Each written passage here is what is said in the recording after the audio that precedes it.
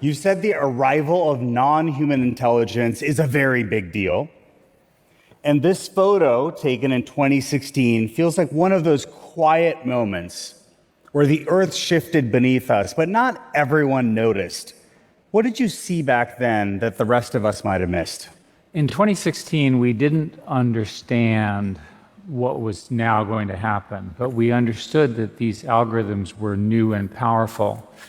What happened in this particular set of games was in roughly the second game, there was a new move invented by AI in a game that had been around for 2,500 years that no one had ever seen.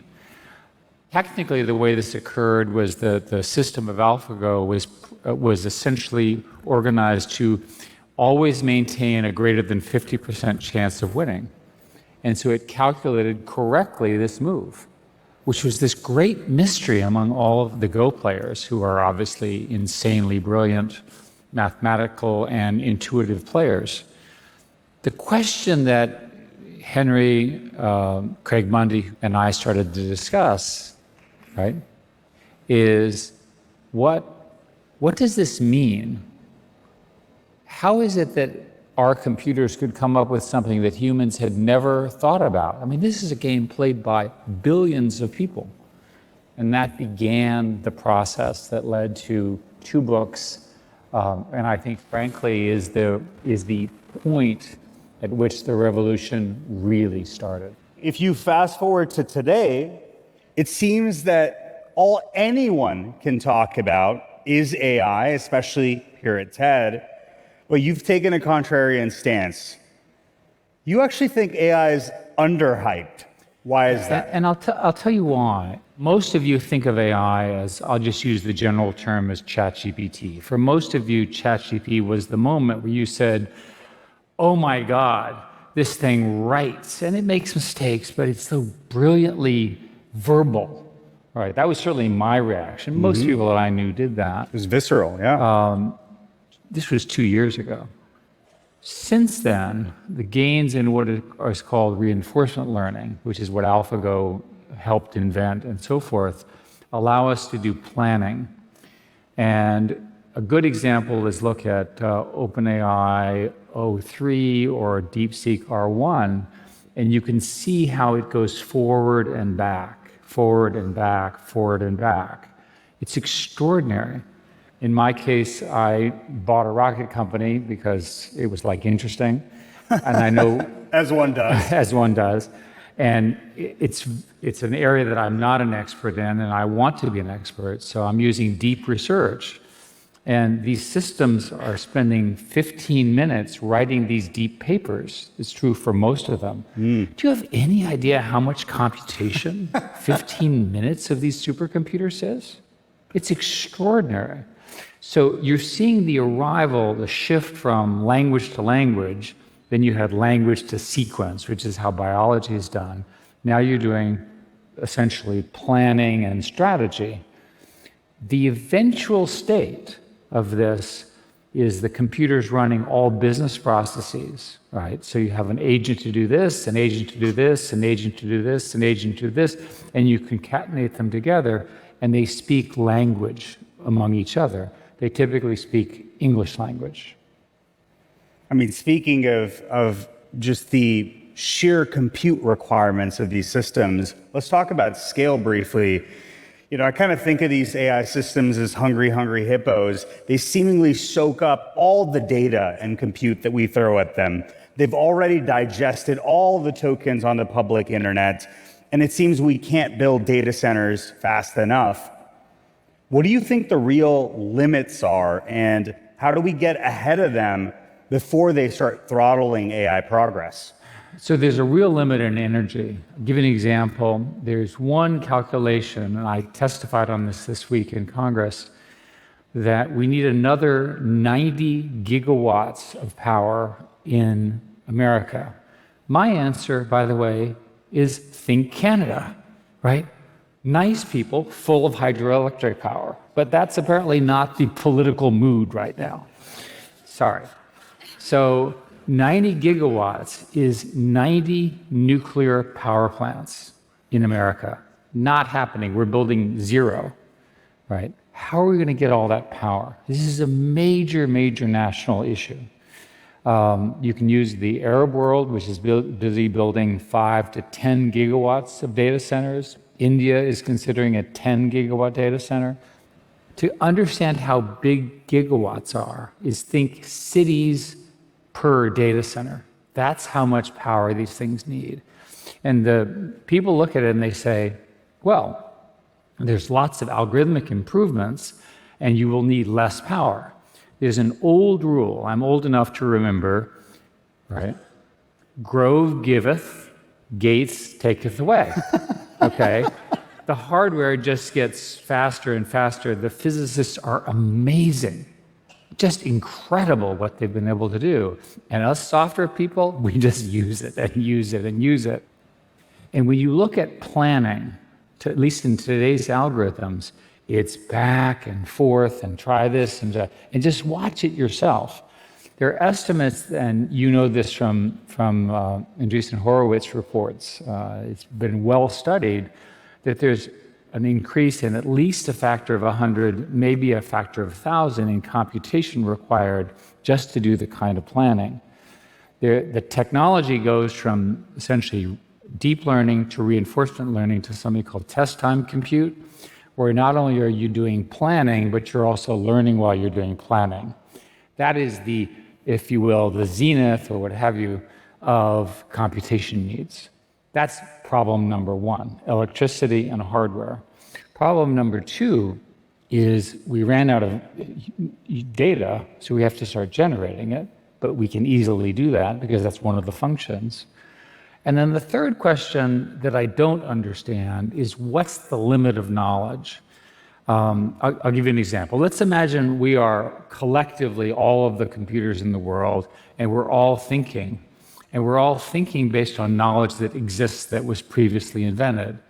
How do we invent something completely new?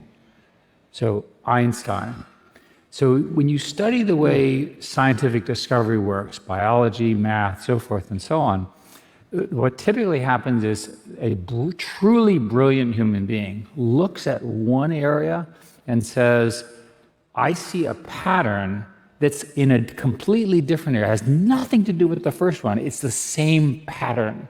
And they take the tools from one and they apply it to another. Today, our systems cannot do that. If we can get through that, I'm working on this. It's a general technical term for this is non-stationarity of objectives. The rules keep changing. We will see if we can solve that problem. If we can solve that, we're going to need even more data centers, and we'll also be able to invent completely new schools of scientific and intellectual thought, which will be incredible. So as we push towards a zenith, autonomy has been a big topic of discussion. Yoshua Bengio gave a compelling talk earlier this week advocating that AI labs should halt the development of agentic AI systems that are capable of taking autonomous action. Yet that is precisely what the next frontier is for all these AI labs and seemingly for yourself too. What is the right decision here? So Yoshua is a brilliant inventor of much of what we're talking about and a good personal friend, and we've talked about this. And his concerns are very legitimate. The question is not are his concerns right, but what are the solutions? So let's think about agents. So for purposes of argument, everyone in the audience is an agent. You have an input that's English or whatever language, and you have an output that's English, and you have memory, which is true of all humans. Now, we're all busy working, and all of a sudden, one of you decides it's much more efficient not to use human language, but we'll invent our own computer language. Uh-oh. Now, you and I are sitting here watching all of this, and we're saying, like, what do we do now? The correct answer is unplug you, right? Because we're not going to know, we're just not going to know what you're up to.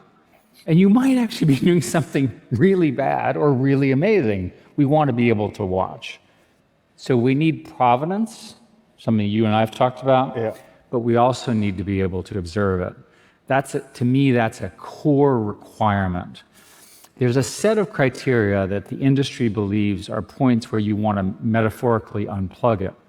One is where you get recursive self-improvement, which you can't control. Recursive self-improvement is where the computer is off learning and you don't know what it's learning. That can obviously lead to bad outcomes. Another one would be direct access to weapons. Another one would be that the computer systems decide to exfiltrate themselves, to reproduce themselves without our permission. So there's a set of such things.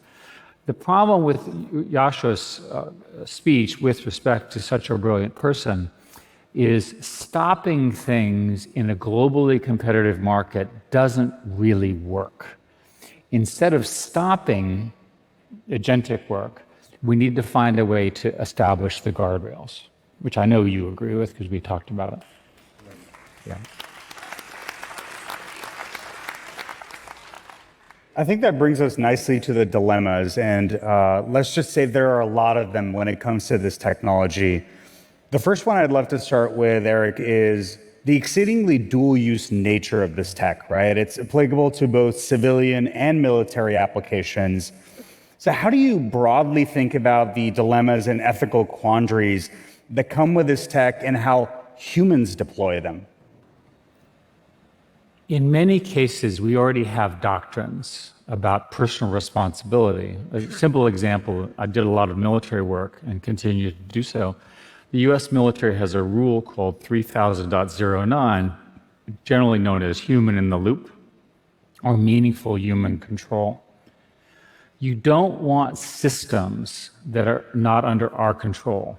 It's a line we can't cross. I think that's correct. I think that the competition between the West, and particularly the United States, and China is going to be defining in this area.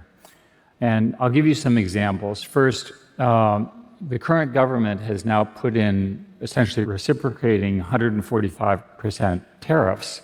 That has huge implications for the supply chain. We in our industry depend on packaging and components from China that are boring, if you will, but incredibly important. The little packaging and the little glue things and so forth that are part of the computers. If China were to deny access to them, that would be a big deal. We are trying to deny them access to the most advanced chips, which they're super annoyed about. Dr. Kissinger asked Craig and I to do track 2 dialogues with the Chinese, and we're in conversations with them. What's the number one issue they raise? This issue.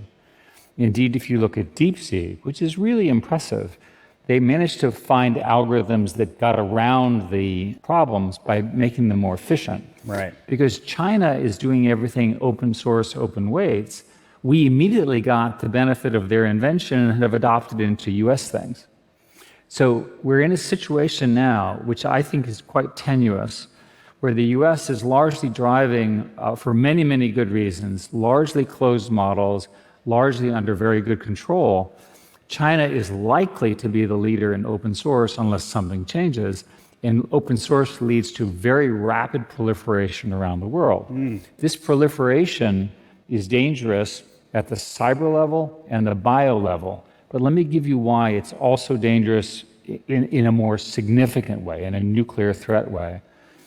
Dr. Kissinger, who we all worked with very closely, was one of the architects of mutual assured destruction, deterrence, and so forth.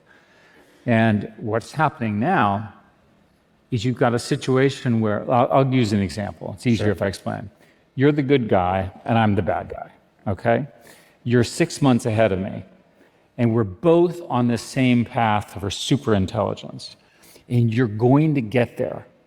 Right, and I'm sure you're going to get there. You know, you're that close. And I'm 6 months behind. Pretty good, right? Sounds pretty good.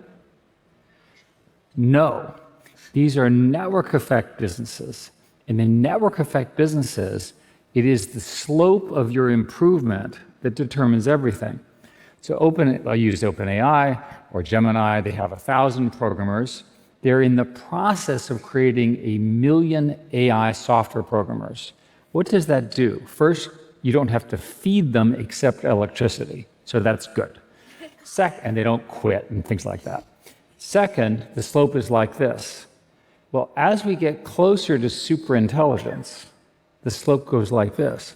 If you get there first, you dastardly person, You're never going to be able to catch me. I will not be able to catch you. And I've given you the tools to reinvent the world and, in particular, destroy me.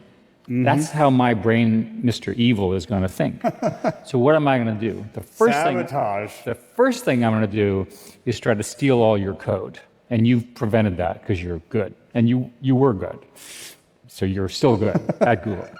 Second, that I'm going to infiltrate you with humans. Well, you've got good protections against that. You know, we don't have spies. So what do? I'm going to go in and I'm going to change your model. I'm going to modify it. I'm going to actually screw you up to get me so I'm one day ahead of you.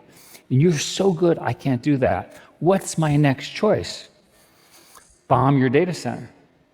Wow. Now, do you think I'm insane? These conversations are occurring around nuclear opponents today in our world. There are legitimate people saying the only solution to this problem is preemption. Now, I just told you that you, Mr. Good, are about to have the keys to control the entire world, both in terms of economic dominance, innovation, surveillance, whatever it is that you care about. I have to prevent that. We don't have any language in our society. The foreign policy people have not thought about this, and this is coming. When is it coming? Probably 5 years. We have time. We have time for this conversation, and this is really important. Let me push on this a little bit. So if this is true and we can end up in this sort of standoff scenario and sort of the equivalent of mutually assured destruction, you've also said that the US should embrace open source AI, even after China's DeepSeek showed what's possible with a fraction of the compute. But doesn't open sourcing these models just like hand capabilities to adversaries that'll accelerate their own timelines? This is one of the wickedest, or we call them wicked hard problems. Our industry, our science, everything about the world that we have built is based on academic research, open source, so forth. Much of Google's technology was based on open source. Some of Google's technology is open source, some of it is proprietary, perfectly legitimate. What happens when there's an open source model that is really dangerous and it gets into the hands of the Osama bin Ladens of the world? And we know there are more than one, unfortunately. We don't know. The consensus in the industry right now is the open source models are not quite at the point of national or global danger. But you can see a pattern where they might get there. So a lot will now depend upon the key decisions made in the US and China and in the companies in both places. The reason I focus on the US and China is they're the only two countries where people are crazy enough to spend the billions and billions of dollars that are required to build this new vision. Europe, which would love to do it, doesn't have the capital structure to do it. Most of the other countries, not even India, has the capital structure to do it, although they wish to. Arabs don't have the capital structure to do it, although they're working on it. So this fight, this battle, will be the defining battle. I'm worried about this fight. Dr. Kissinger talked about the likely path to war with China was by accident. And he was a student of World War I, and of course World War I started with a small event, and it escalated over that summer in, I think, 1914. And then it was this horrific conflagration. You can imagine a series of steps along the lines of what I'm talking about that could lead us to a horrific global outcome. That's why we have to be paying attention. I want to talk about one of the recurring tensions here before we move onto the dreams is to sort of moderate these AI systems at scale, right? There's this weird tension in AI safety that the solution to preventing 1984 often sounds a lot like 1984. So proof of personhood is a hot topic. Moderating these systems at scale is a hot topic. How do you view that trade-off, right? That in trying to prevent dystopia, let's say preventing non-state actors from using these models in undesirable ways, we might accidentally end up building the ultimate surveillance state. It's really important that we stick to the values that we have in our society. I am very, very committed to individual freedom. It's very easy for a well-intentioned engineer to build a system which is optimized and restricts your freedom. So it's very important that human freedom be preserved in this. A lot of these are not technical issues, they're really business decisions. It's certainly possible to build a surveillance state, but it's also possible to build one that's freeing. The conundrum that you're describing is because it's now so easy to operate based on misinformation, everyone knows what I'm talking about, that you really do need proof of identity. But proof of identity does not have to include details. So for example, you could have a cryptographic proof that you are a human being, and it could actually be true without anything else, and also not be able to link it to others using various cryptographic techniques. So zero knowledge proofs and other techniques like zero knowledge proofs are the most obvious one. All right, let's change gears, shall we, to dreams.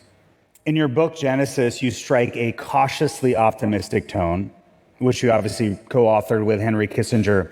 When you look ahead to the future, what should we all be excited about? Well, I'm of the age where some of my friends are getting really dread diseases. Can we fix that now?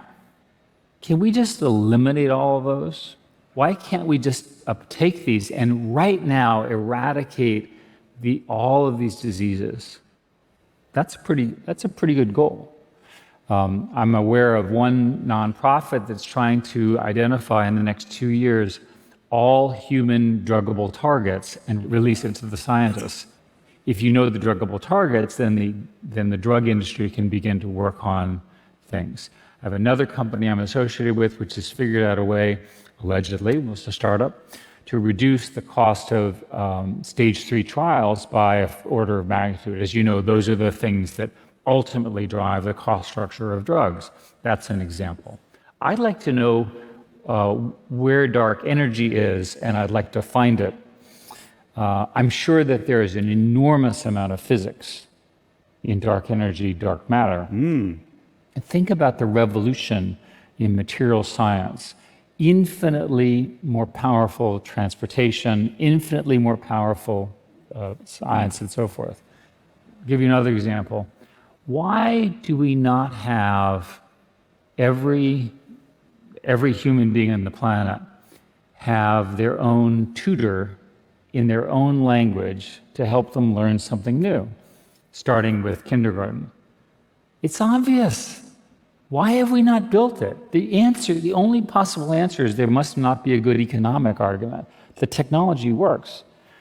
Teach them in their language, gamify the learning, bring people to their best natural names. Another example, the vast majority of healthcare in the world is either absent or delivered by the equivalent of nurse practitioners and very, very sort of stressed local village doctors.